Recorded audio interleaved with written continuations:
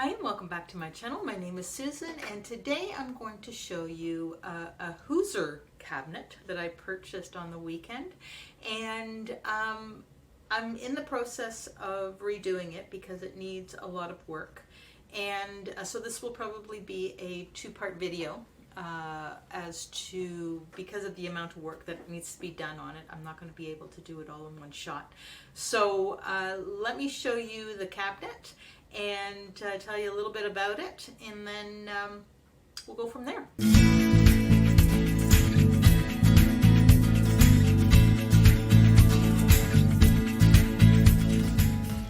So the Hoosier cabinet is a cupboard or a freestanding kitchen cabinet that also serves as a workstation.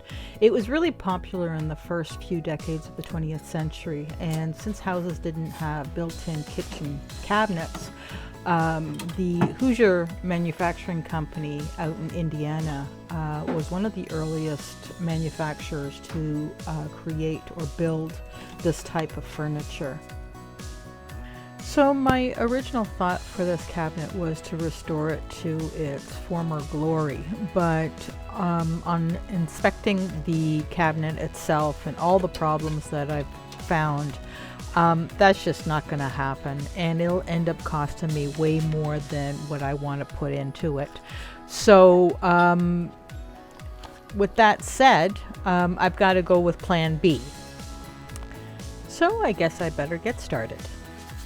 So I went ahead and removed all the cabinet doors already, and I patched up any holes that I found.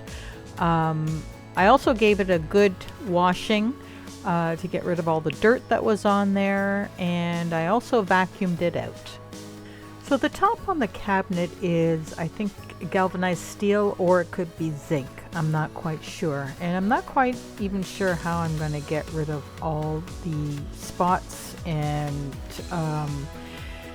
the mess that's on top of that. So if anybody has any suggestions as to how you can clean that up, if you could leave a comment below it, that would be greatly appreciated. I've also gone ahead and removed the flour bin. I wasn't going to use it, and it was so old I wasn't even sure I would want to use it. So that's the second part, or the lower part of it, and it actually sat in that part of the cabinet. So that's it for today's video. I hope you enjoyed it. Remember to subscribe, like, and comment, and have a fantastic day. We'll see you next time.